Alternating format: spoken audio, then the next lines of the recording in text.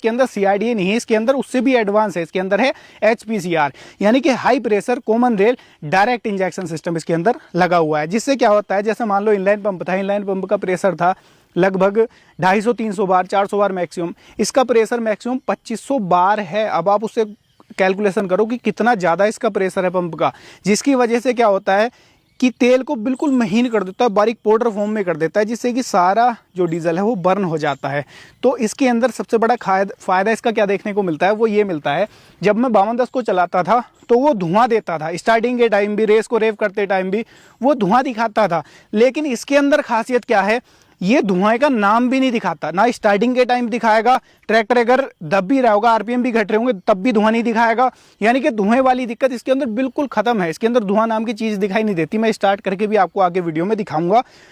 तो ये चीज़ें हैं, इसीलिए मुझे डर नहीं लगा इसमें पैसा इन्वेस्ट करते हुए कि CRDA ही है, कल को कहीं दिक्कत ना आए। तो ये चीज़ें मुझे पहले से इसके अंदर पता थी कि ये चीज़ें बाकी कंपनियों से इसके अंदर अलग हैं, इसी वजह से मैं CRDA की तरफ स्विच हुआ। और दूसरी चीज़ मैं आपको बता ही रहा था कि पहला तो हमने बता दिया था कि एक HP वाला सेगमेंट आ रहा था कि HP की वजह से हमें इंक्रीज़ करना पड़ा। दूसरा, उसके अंदर छोटी छोटी कमियां भी थी।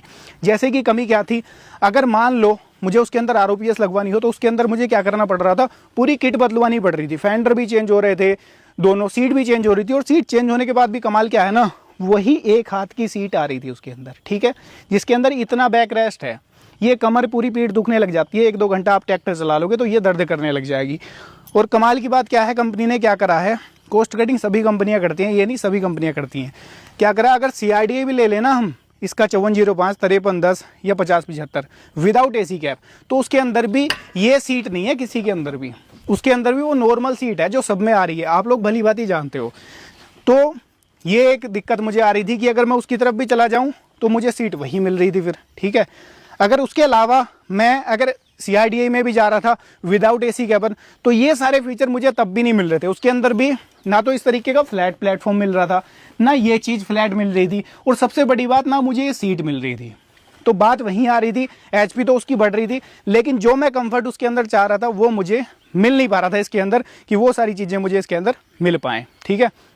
दूसरा एक और चीज़ है, जो डीजल टैंक है इसके अंदर, डीजल टैंक की पोजीशन यहाँ दे रखी है, ठीक है। कुछ किसान भाई कहेंगे यार इसके अंदर तो दिक्कत आएगी, नीचे अड़ेगा। भाई नीचे नहीं अड़ेगा, जो इसकी 4 व्हील ड्राइव की रोड है उससे ऊपर ही है, और नीचे पूरा सपोर्ट दे रखा है लोहे का, जिससे कि कल को कोई दिक्कत ना आए। एक तो इसकी डीजल टैंक कैपेसिटी उससे ज़्यादा है, लगभग 82 लीटर के आसपास डीजल टैंक कैपेसिटी है। दूसरा, इसके अंदर क्या है ना, एक्यूरेसी बहुत ज़्यादा है। अगर जॉन डियर के हम फ्यूल टैंक की बात कर लें, डीजल डालने की बात कर लें, तो दिक्कत कहाँ आती है यार, एक्यूरेसी नहीं आती, 1.5-2 लीटर का फर्क आ जाता है। इसके अंदर मैंने ये चीज़ खुद प्रैक्टिकल करके